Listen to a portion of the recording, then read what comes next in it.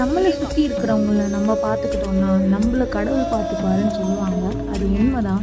இப்போ உங்கள் வீட்டில் நீங்கள் தேடி போய் இந்த ஆர்ஃபனேஜ் அதுக்கும் போக வேணாம். உங்களை சுற்றி இருக்கிற கொஞ்சம் கஷ்டப்படுறவங்க யாருன்னு பார்த்து ஒரு ஃப்ரெண்டு மாதிரி ஜஸ்ட்டு ஹெல்ப் பண்ணிங்கன்னா, அவங்கள வேறு மாதிரி ட்ரீட் பண்ணாமல் ஜாலியாக ஃப்ரெண்டு மாதிரி ட்ரீட் பண்ணிங்கனாலே உங்களுக்கு கடவுளோட அருள் தாராளமாக கிடைக்கும். இவங்க எங்கள் வீட்டில் வேலை செய்கிறாக்கா, இவங்கள நான் நல்லபடியாக பார்த்துக்கிறேன். அதனால் எனக்கு கடவுள் ஏதோ ஆசீர்வாதம் கொடுக்குறாருன்னு நான் நினைக்கிறேன்.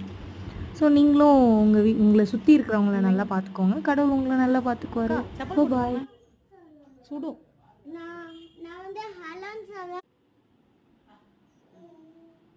படுங்க. கொஞ்ச நேரம் ரெஸ்ட் எடுத்துகிட்டு ஒர்க் பண்ணுங்க. அந்த கவரில் ஒன்று வச்சுருக்கேன், அதை வீட்டுக்கு எடுத்துகிட்டு போங்க. ஓகே.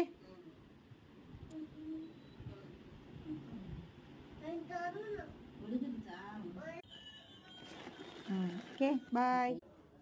பாய் அக்கா.